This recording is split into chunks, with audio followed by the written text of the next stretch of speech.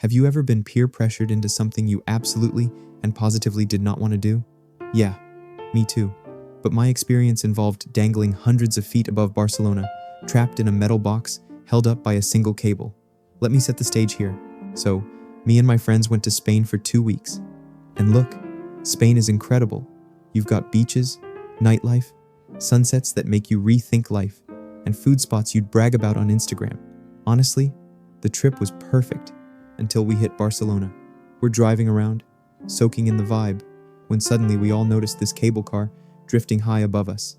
You know the type, bright red capsule swinging ominously above the city skyline. Exactly the kind of attraction I'd typically skip. Why, you might ask? Well, I'm absolutely terrified of heights. Not like, haha, wow, that's high, scared. More like, instant regret, cold sweats, let's plan my funeral, scared. Immediately, my friends got hyped. Dude, we have to do it. And while they were all planning out their photo angles and imagining the views, I quietly stepped back, praying nobody would notice. Spoiler alert, they all noticed. Because here's the thing, they all knew I was terrified of heights. It wasn't some hidden fear. So the moment that cable car came into view, I already knew I was the target. One of them looks me dead in the eyes and says, "Come on, man, this is exactly why you need to do it." I laughed it off at first, just played it cool like, yeah, we'll see. But he didn't let it go. Get out of your comfort zone, man. Come on, bro. Stop overthinking it, you pussy. Don't be that guy. Just do it, man. Get out of your comfort zone. Until finally, more to shut him up than anything, I said, fine, let's do it. Even though every part of me was screaming, nope. Next thing I know, the tickets are bought. 0 escape route. And trust me, I considered literally everything. Suddenly developing a mysterious illness, pretending I got lost, even faking a fainting spell right there on the spot.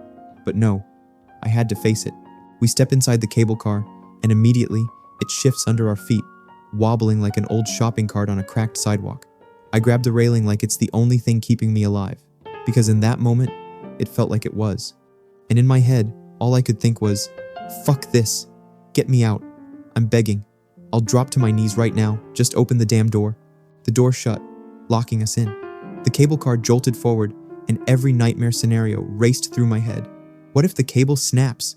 What if we get stuck up here? Did I tell my mom I loved her recently? My friends, though? Loving every second. They're taking pictures, laughing, pointing out landmarks. Me? I stared at the floor, sweating, trying to remember to breathe, silently praying.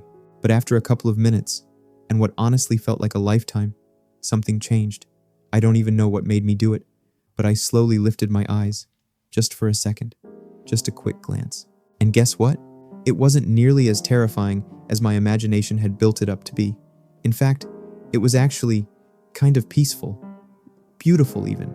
There was Barcelona beneath us, streets snaking through the city, sunlight bouncing off buildings, the Mediterranean stretching endlessly into the horizon. And here's the thing, it still freaked me out. I wasn't suddenly fearless or anything, but something clicked.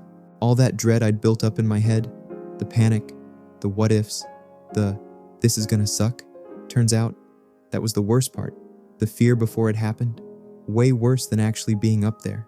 Because the anticipation of discomfort is almost always worse than the discomfort itself.